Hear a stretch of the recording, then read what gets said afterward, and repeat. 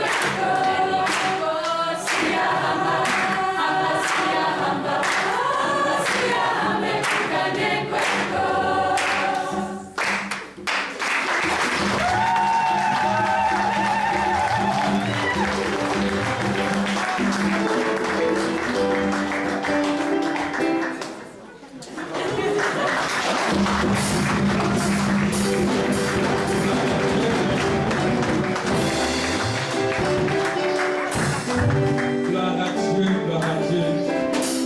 Voilà. Seigneur, nous te bénissons, nous glorifions ton nom pour tout ce que tu es en train de faire au milieu de nous. Nous sommes tes enfants, Seigneur, et nous sommes infiniment reconnaissants parce que ta main nous conduit et nous sauve, Seigneur, et nous dirige.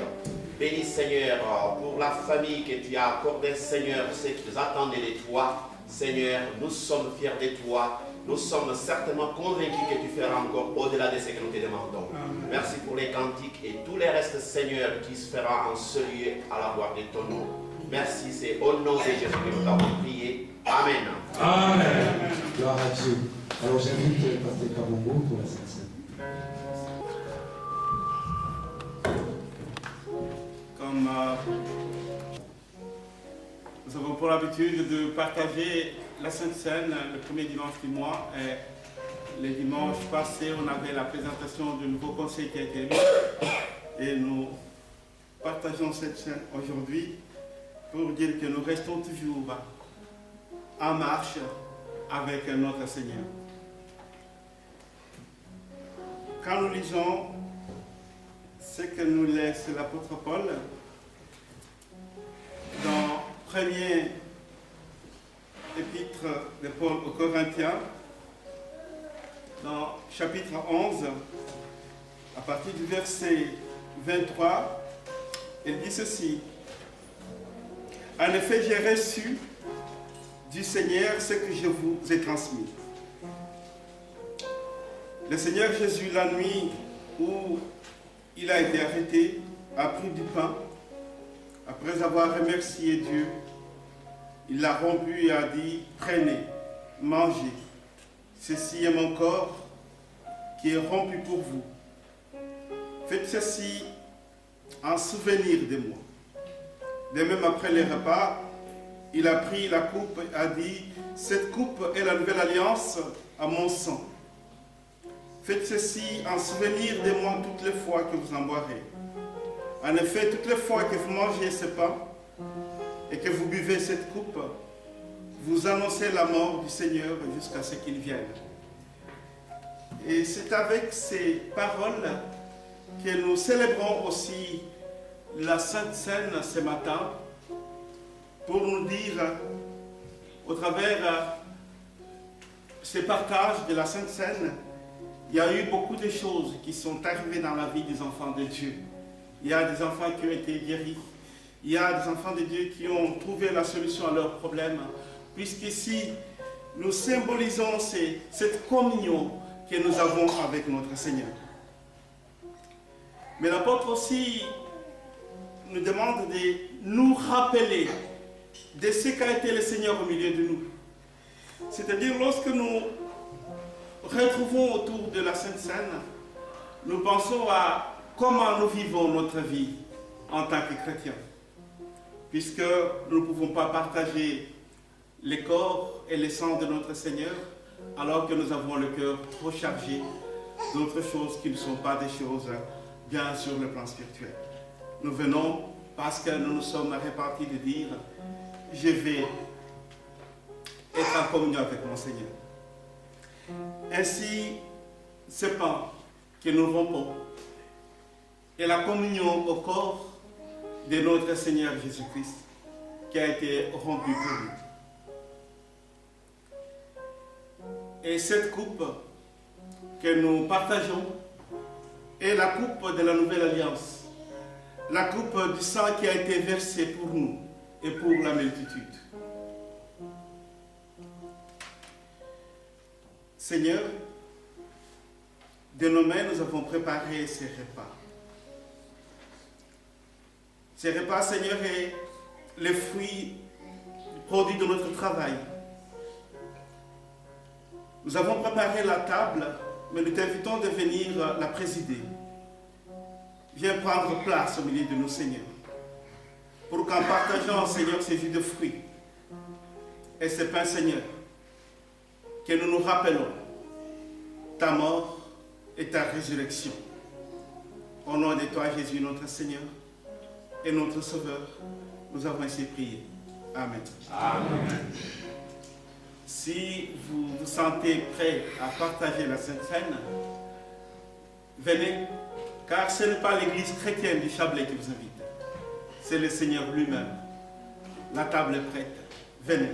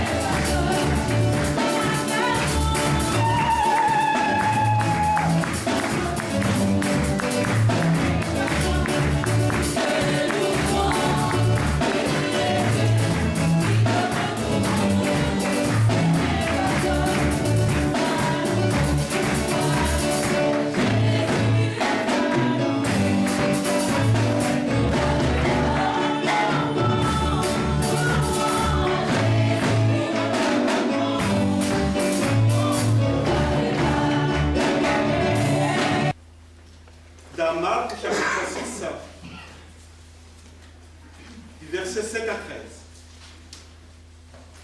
Marc 6, 7 à 13. Mission des 12 apôtres. Jésus parcourait le village des environs en enseignant. Alors il appela les 12 et commença à les envoyer 2 à 2. Et il leur donna autorité sur les esprits impurs. Il leur recommanda de ne rien prendre pour le voyage, sauf un bâton, de n'avoir ni pain, ni sac, ni argent dans la ceinture, de chausser des sandales et de ne pas mettre 2 chemises. Puis il leur dit, si quelque part vous entrez dans une maison, restez-y jusqu'à votre départ. Et si dans une ville, les gens ne vous accueillent pas et ne vous écoutent pas, retirez-vous de là et secouez la poussière de vos pieds en témoignage contre eux. Je vous l'ai dit en vérité, les jours du jugement, Sodome et Gomorrhe seront traités moins sévèrement que cette ville-là. Ils partirent et prêchèrent en appelant chacun à changer d'attitude. Ils chassaient beaucoup de démons, appliquaient de l'huile à beaucoup de maladies et les guérissaient. Amen. Amen. Amen. L'envoi en mission, un texte riche et très fécond. Un texte qui peut aussi nous faire peur quand nous regardons les recommandations de notre Seigneur dans ce texte. C'est un texte qui est riche de toute l'histoire du christianisme. Nous pouvons constater ici combien cette histoire est importante. Parce que nous vivons la force de cette histoire tous les jours dans nos communautés. La confiance et l'assurance dans le cœur de disciples qui s'en vont 2 par 2, leur témoignage et ce qu'ils vont porter concrètement aux malades et aux malheureux dans les endroits et les familles qu'ils vont visiter, remettre ici en question nous pousse à nous poser des questions sur notre comportement, nous, aujourd'hui. Ça nous pousse à nous poser des questions, nous, en tant qu'Église, en tant que chrétiens aujourd'hui. Nous poser des questions vis-à-vis de tous ceux qui ont besoin de nous. Les témoignages des disciples nous amènent aussi à nous poser des questions sur le fonctionnement de notre monde. Nous verrons ici, selon cet évangile, comment l'appel du Christ et l'envoi en mission peuvent nous toucher. Cela est dans notre vie de tous les jours. Alors, je vous invite ici à suivre mon Jésus, suivre les 12, suivre leur envoi, les conditions de leur mission, et ce qu'ils ont fait, et ce qui va suivre après. Je pense qu'il y a, parmi les étudiants, il y a ceux qui vont partir faire un voyage dans l'inconnu. Ils ne savent pas comment ça va se passer. Mais le Seigneur attend de voir les résultats de ce travail, de cette mission, de ce voyage, de tout ce que nous pouvons apporter à l'autre. Alors quand on regarde de près le contexte de cet envoi, nous pouvons voir ici Jésus qui appelle ses disciples. Il forme un groupe de 12 personnes. Et avec ces 12, Jésus parcourt avec eux le pays, il voyage, il passe un peu partout avec ses disciples en annonçant la bonne nouvelle, telle que nous l'a dit l'évangile de Marc dans Marc 1 chapitre 39 où il dit « Ils prêchaient dans leur synagogue par toute la Galilée et chassant les démons. Jésus enseignait avec autorité, une autorité extraordinaire. La Bible nous dit qu'il guérissait de nombreux malades. Et on a parlé même de la belle-mère de l'un de ses disciples, la belle-mère de Pierre. Mais déjà, son attitude, la façon de parler aux gens, les miracles qu'il réalisait suscitaient des attitudes un peu contradictoires face à lui. Au point que la Bible nous dit, quand nous commençons ces chapitres depuis chapitre 6 depuis le début, il fut rejeté même dans sa propre ville. Jésus fut rejeté à Nazareth parce qu'il ne comprenait pas ce qu'il faisait.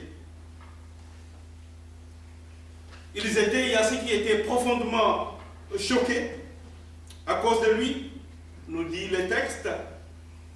Alors c'est à partir de là aussi que Jésus a commencé ce travail en appelant les 12 et les envoyer 2 par 2. Je trouve ça très intéressant. Jésus envoie 2 par 2, pas une personne, mais il faut être 2 ou 3. On comprend ici l'importance qu'attache Jésus à la loi.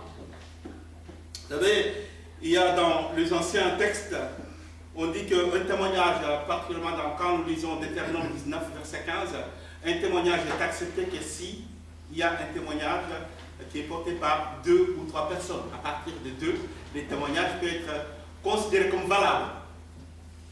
Donc Jésus envoie ses disciples 2 à 2 pour que leur témoignage soit valable. Jésus ici respecte la loi. Il faut que ce qu'ils font puisse être accepté, puisse être valable. Alors il les envoie 2 par 2. Et quand on regarde, contrairement à ce que nous disent les évangiles de Matthieu, de Luc, Marc, lui, ne donne pas de consignes. Il ne donne pas de consignes précises sur ce que les 12 devront faire. Marc ne donne pas exactement à qui ces 12 vont parler. Aux juifs, aux gentils, aux païens, à qui ils vont parler. Marc ne donne pas de précision à ce sujet-là. Mais voyons les conditions de cette mission, de cet envoi. D'autre part, chez Marc, ce qui importe, c'est surtout la façon que ses disciples portent cet amour qu'ils ont en eux pour leur maître, pour leur Seigneur, et comment ils vont amener la parole qu'ils vont partager.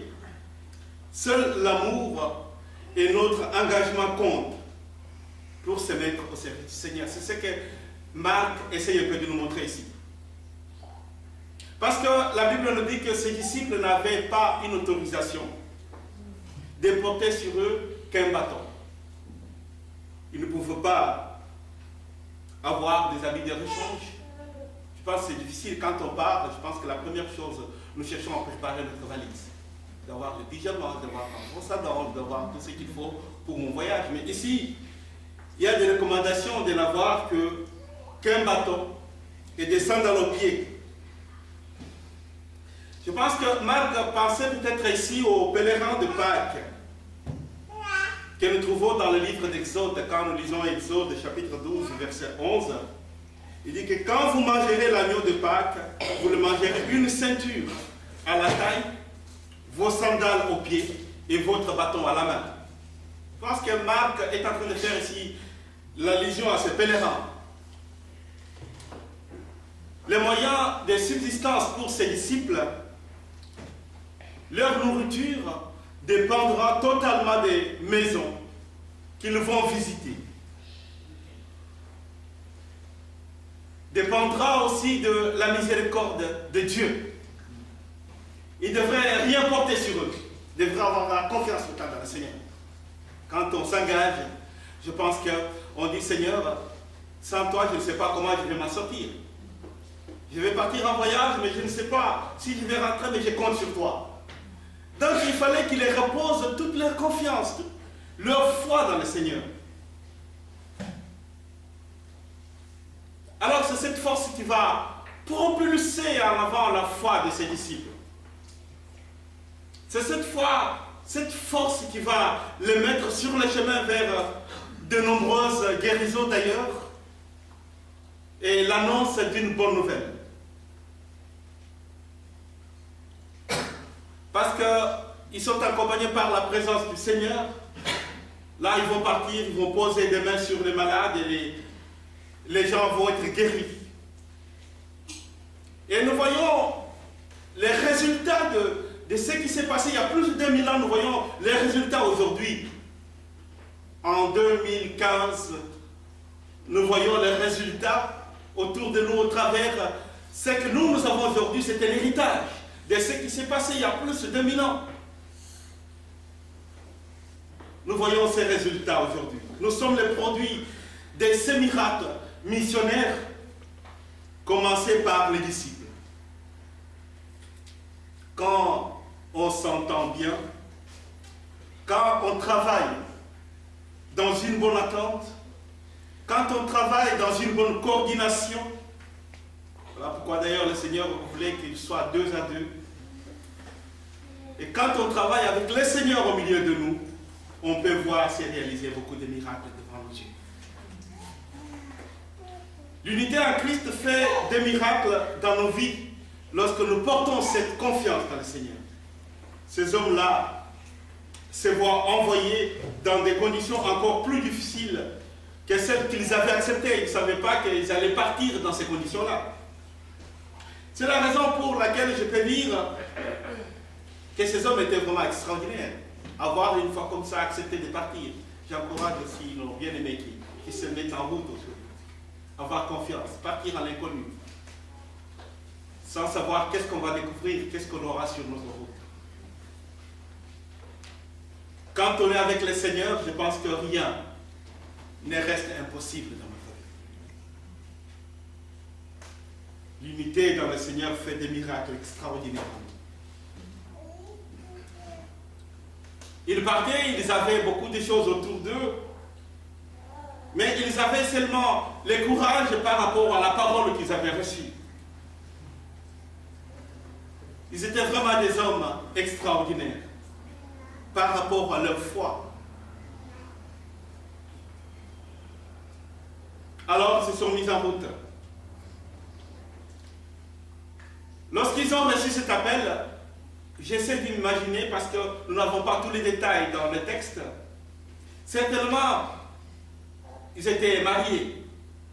Ils avaient peut-être femmes et enfants. Ils avaient peut-être des parents à charge. Je ne trouve pas le mot célibataire ici.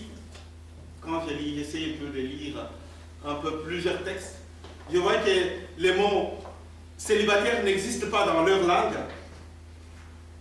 pas plus que dans leur monde à cette époque. Donc ils avaient certainement aussi un métier durement appris depuis leur enfance. Ils avaient des engagements à respecter. Ils avaient aussi des habitudes dans leur société locale. Sans oublier que ces disciples recrutés avaient une vie très difficile dans un pays qui était occupé par les Romains. Ces Romains qui leur menaient une vie dure, une vie difficile, particulièrement à cause des impôts qui étaient trop lourds.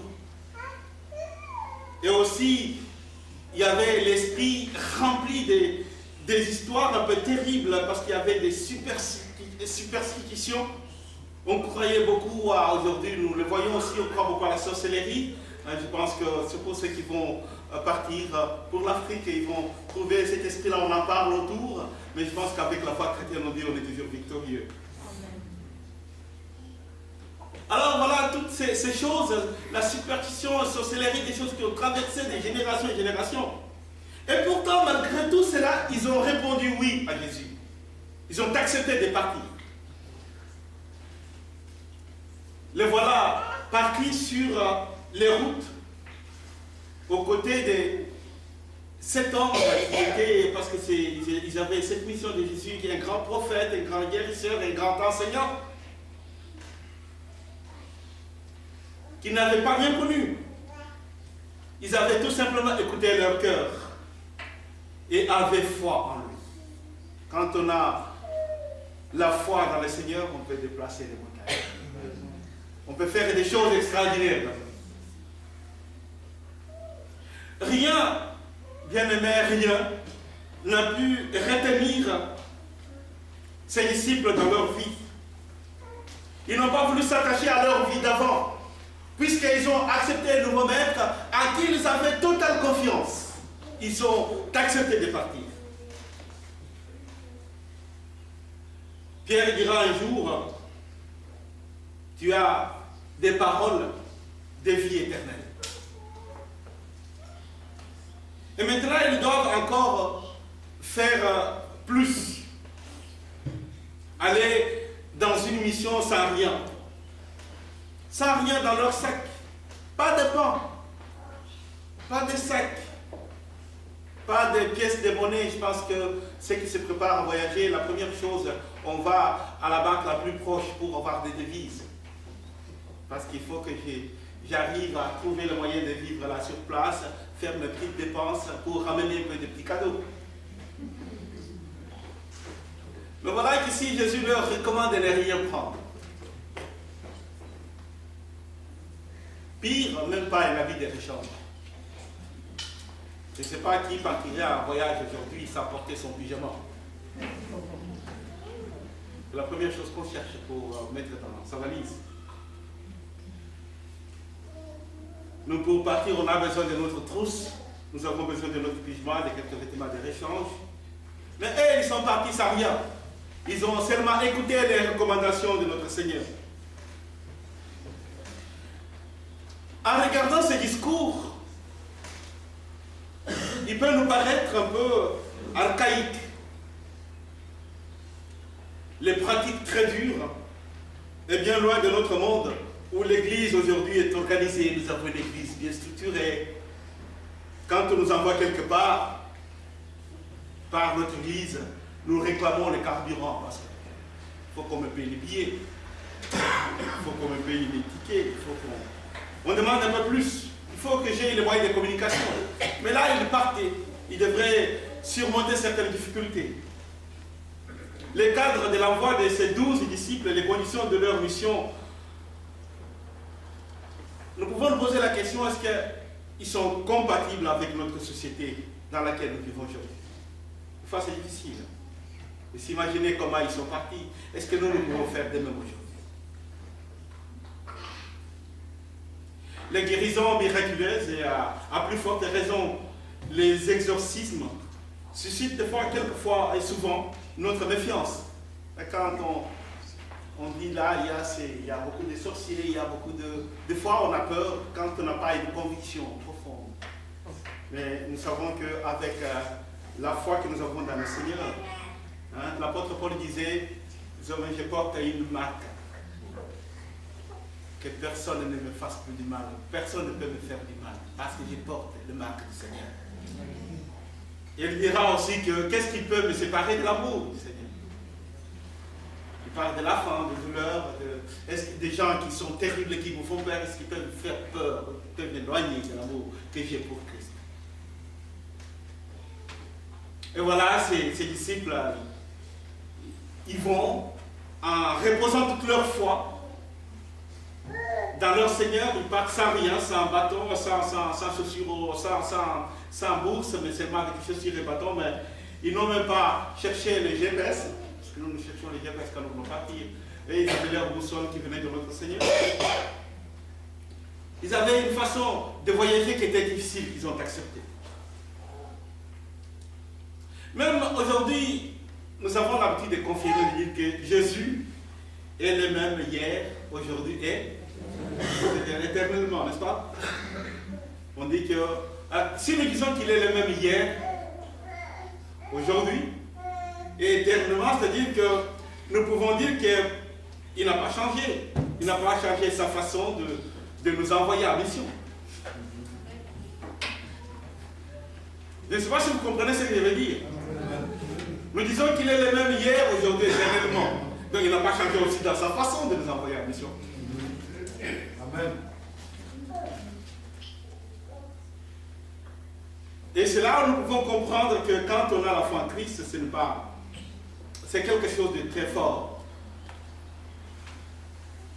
Alors ces disciples vont travailler en toute simplicité, comme Jésus l'a fait lui-même. Il a fait des grandes guérisons, il a mis en échec des démons, il a proclamé, il a permis aussi à ce que beaucoup se convertissent, viennent à la vie. Donc quand nous avons cette confiance, il n'y a plus d'abus possible. Et il recommande à ses disciples de dépendre de ceux qui vont le recevoir.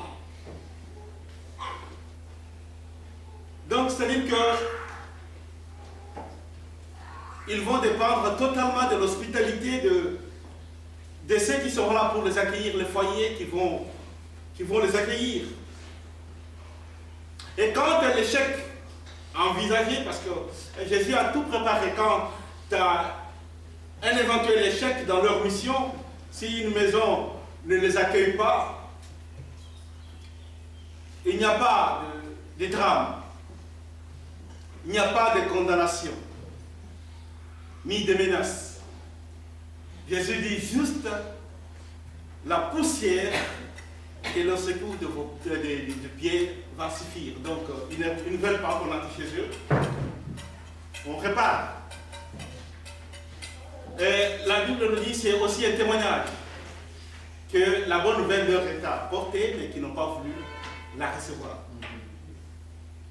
Il est intéressant de noter que dans l'évangile de Marc, à partir du moment où la possibilité de l'échec est pensée, on se rappelle que Jésus lui-même a traversé ces moments difficiles, des moments de difficulté. Il a eu beaucoup de déceptions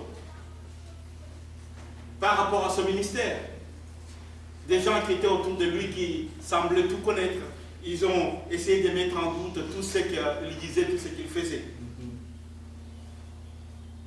Et ces difficultés vont augmenter, vont continuer, jusqu'à la confession de Pierre. Et jusqu'au moment de la passion, à la résurrection. Il a fallu qu'il y ait la croix, qu'il y ait la résurrection de Jésus, que les gens puissent se rendre compte que cet homme était réellement le Fils de Dieu. Mais nous, aujourd'hui, nous ne sommes pas appelés d'attendre, de voir ce miracle-là. Nous sommes appelés à nous mettre en route chaque jour parce que nous avons la main du Seigneur qui nous accompagne. Quel est l'appel que nous avons aujourd'hui dans l'envoi en mission de ces 12 ici? À travers cet envoi, quel est l'appel que nous avons aujourd'hui? Il me semble en premier que le Seigneur nous encourage à annoncer la bonne nouvelle par des paroles, par des actes qui fassent vraiment du bien à ceux qui reçoivent la parole que nous partageons de la part de notre Seigneur. C'est parce que ce qui compte, ce n'est pas le fait d'avoir tant de miracles, mais l'efficacité de la parole. Parce que je pense qu'une parole bien reçue, c'est une parole qui change, qui transforme toute une vie. Donc l'efficacité de la parole que j'ai, c'est ça mon passeport, c'est ça la clé que j'ai pour que je puisse marcher de victoire en victoire et je puisse créer des liens qui vont rester pour une durée déterminée. Quant à toutes les forces qui viennent pour nous nuire, quant aux démons, selon l'évangile de Marc, ce sont, on dit, des forces qui détournent tout simplement les personnes de l'accès à Dieu. Donc nous pouvons comprendre que lorsque nous avons pris en nous cette parole du Seigneur, je pense que tous ceux qui veulent pour changer les regards des enfants de Dieu, ils seront terriblement troublés et perdus parce que nous avons la force qui sort. Partez sans sac, partez sans habit de rechange. Les dépouillements de la condition des disciples vécue par certains d'entre nous. Par d'autres, il sera avant tout vécu comme une disponibilité très ouverte vis-à-vis de l'autre. Je me laisse conduire par le Seigneur parce que je sais que dans la rencontre que je vais avoir, c'est lui qui va permettre notre lien, notre relation. Je me laisse ouvert vis-à-vis de l'autre, celui qui est différent de moi. Je vais le recevoir, je vais le rencontrer en comptant sur la présence du Seigneur. La simplicité et la solidarité permettent aussi de rester en état de veille, de disponibilité. Je suis disponible. Nous ne vivons pas pour nous-mêmes, mais nous vivons pour annoncer Jésus. L'apôtre Paul le dit bien, ce n'est plus moi qui vis, mais c'est Christ qui vit d'abord. Un échec lu en lien avec Jésus, même dans nos insuffisances, ne peut pas me démolir, ne peut pas m'éloigner de mon Seigneur. Je pense que souvent nous nous posons tant de questions lorsque nous traversons des moments difficiles. Alors notre monde aujourd'hui, qui est un monde autonome, est libre d'accepter ou de refuser le message du royaume. Nous ne sommes pas maîtres des décisions des autres. Nous devons tous nous remettre à notre Dieu. Gardons notre confiance dans le Seigneur. Soyons simples et vivons l'engagement, cet engagement humain simple des disciples.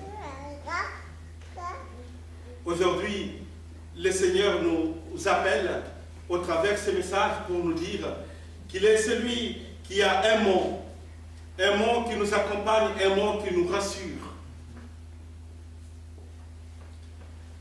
Un mot qui nous montre que nous ne serons jamais seuls. Nous savons que l'envoi des disciples est limité dans le temps et dans l'espace. Il y a ces 6 équipes, parce qu'ils étaient 2 à 2, ne seront jamais très loin de Jésus. Ils ne vont pas là pour fonder de nouvelles communautés. Ils travaillent en toute simplicité comme Jésus lui-même l'a fait. Ils vont faire des choses extraordinaires. Alors, le Seigneur nous appelle aujourd'hui de dire que nous partons dans cette mission en comptant sur lui. Puisqu'il est devant nous. Il est le centre de notre vie. Aujourd'hui, voyons ce que ces disciples ont accepté de faire, se mettre en route pour le Seigneur. Et quel est notre décret aussi de foi pour aussi partir comme ça dans ce voyage inconnu. Ça me rappelle le voyage des nôtres que nous avons appelé l'ancêtre de notre foi, Abraham, que le Seigneur appelle pour dire va dans un pays que je te montrerai. Je pense que ce n'est pas facile de partir et tu ne sais pas où tu vas. Mais Abraham va partir. Il a toute sa confiance dans le Seigneur. Il va partir dans cette mission.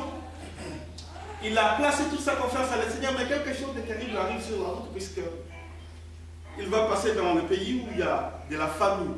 Je pense que nous, quand il y a une chose comme ça qui nous arrive, on peut se dire, mais pourquoi Dieu m'a enlevé de là où j'étais, je vivais bien. J'avais le fromage chaque matin. Quand je me réveillais le matin, je prenais bien mon petit déjeuner. Et pourquoi il m'a envoyé dans ce pays? Pourquoi il m'a envoyé ici? Mais Abraham a gardé confiance dans le Seigneur. Il est parti, laissant derrière lui tout ce qu'il avait comme richesse, tout ce qu'il avait comme bien. Mais par la foi qu'il avait dans le Seigneur, il est aujourd'hui compté parmi les grandes personnalités bibliques. Est-ce que nous ne serons pas, nous sommes prêts aussi à répondre à cet appel du Seigneur et puis être un jour une référence pour ceux qui viennent derrière nous. Le Seigneur t'appelle, il m'appelle aujourd'hui, il dit lève-toi et va. Va, je suis avec toi. Ne cherchez pas à compter sur ce qui n'est pas nécessaire, mais va avec ce que j'ai, je te donne, va avec la parole, va avec la confiance que tu as en moi, et la bénédiction est devant toi. Bien-aimé, je ne sais pas quelle est la difficulté que tu as aussi aujourd'hui de partir. Quelle est la difficulté que tu as aujourd'hui de t'engager dans cette mission? Parce que chacun de nous a une mission particulière qui lui est confiée par le Seigneur. Le Seigneur a confié à chacun de nous une mission à sa manière, chacun de nous a sa particularité. Je ne sais pas quelle est la mission que le Seigneur t'a confiée.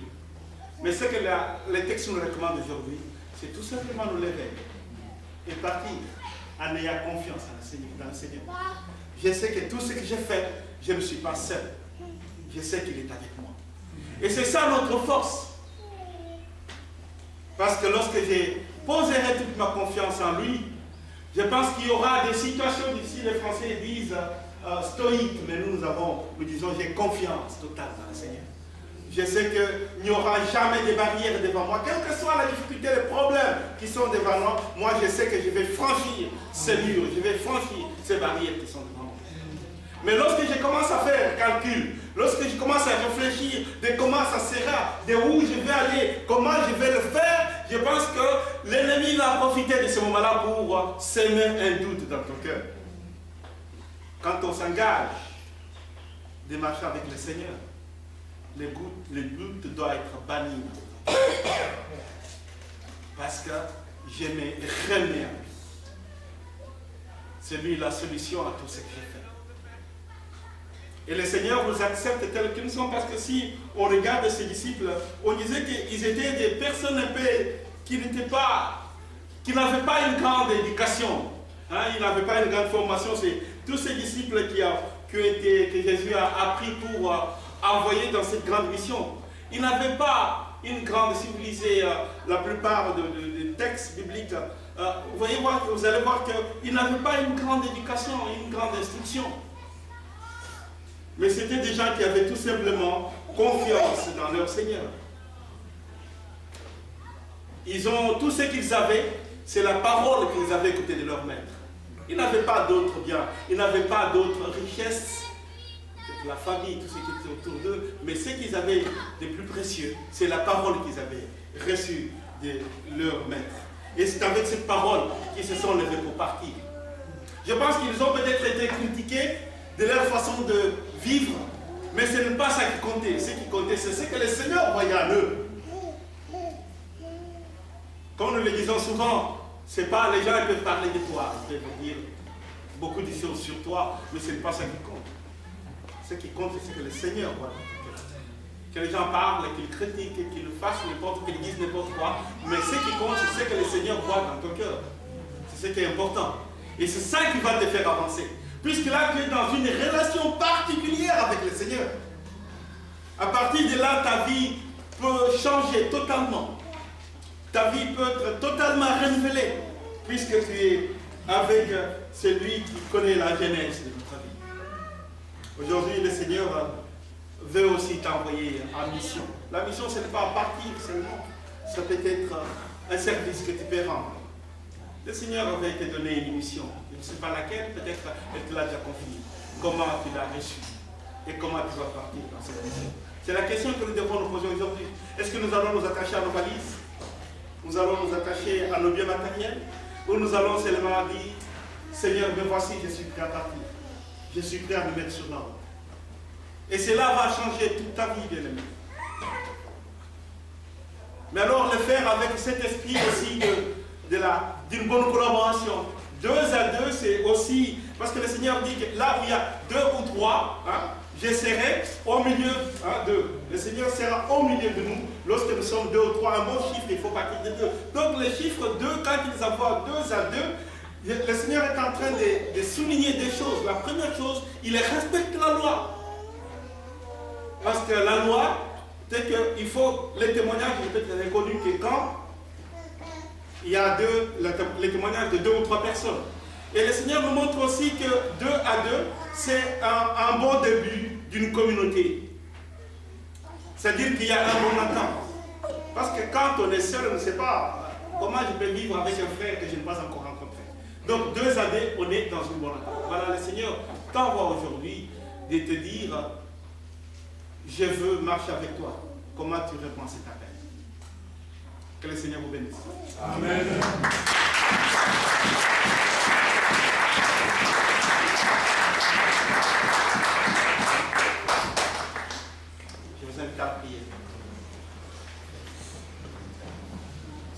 voici devant toi pendant ces moments que nous partageons, Seigneur, ta parole, qui est une parole de vie, Seigneur. Laisse que cette parole porte des racines dans nos cœurs, dans nos vies. Que nous puissions, Seigneur, la partager avec ceux qui n'ont pas pu se joindre à nous aujourd'hui. Laisse que cette parole, Seigneur, ouvre nos voies, peut-être des routes qui ont été jusque-là fermées, Seigneur, que nous puissions être libres parce que nous savons que tu es avec nous. Laisse que cette parole puisse être, Seigneur, un bon début, Seigneur, dans notre vie par rapport à la mission que tu nous as confiée. Nous nous confions aussi à toi, notre Seigneur, toi à qui nous avons posé toute notre confiance, Seigneur. Et nous te disons merci. Amen. Amen.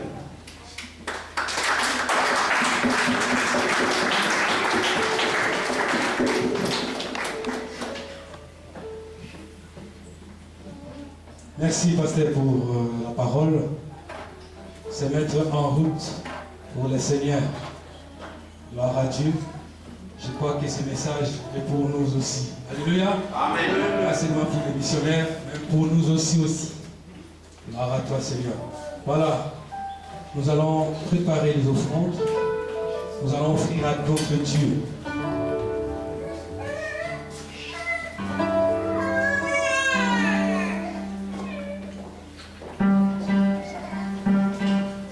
Je vous invite à vous lever pour la gloire de Dieu. Nous allons offrir à notre Dieu nos offrandes.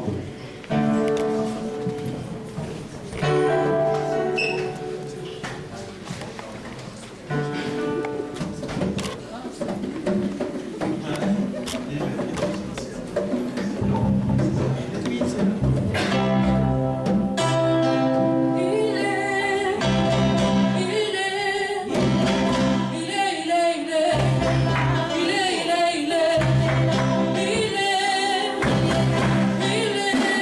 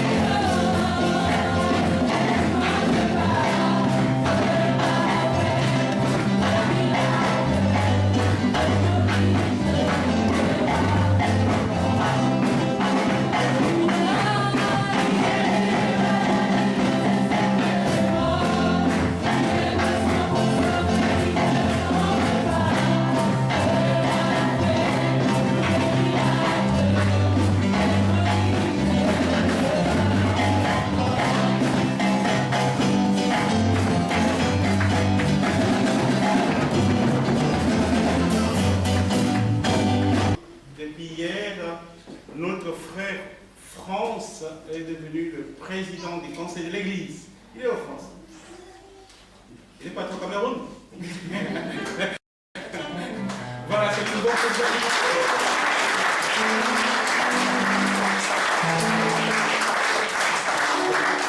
Nous sommes d'accord avec nous. Et puis, notre frère Eduardo Debos, comme vous l'appelez bien, qui est président, il est responsable du projet au niveau du département de projet. Donc voilà, le reste, c'est la cuisine totalement interne. Je voulais que vous sachiez qui est actuellement le président du conseil de notre communauté. C'est après les élections qui ont eu lieu au mois de janvier. Donc on attendait de voir qui va faire quoi. Donc c'est lui qui est devenu. Et puis la sœur Odette aussi, j'essaie d'en parler, je pense qu'elle n'est pas venue, qui va continuer dans son rôle de présidence de moment par rapport à la délégation au niveau des conférences des pays africaines en Suisse ou les institutions dehors. Je pense qu'il va continuer ce rôle de la présidence pour le département des femmes et familles. Voilà. Je pense qu'aujourd'hui, nous allons faire une chose spéciale. Nous allons nous accueillir les uns les autres. Là, il est là. Et puis là, voilà.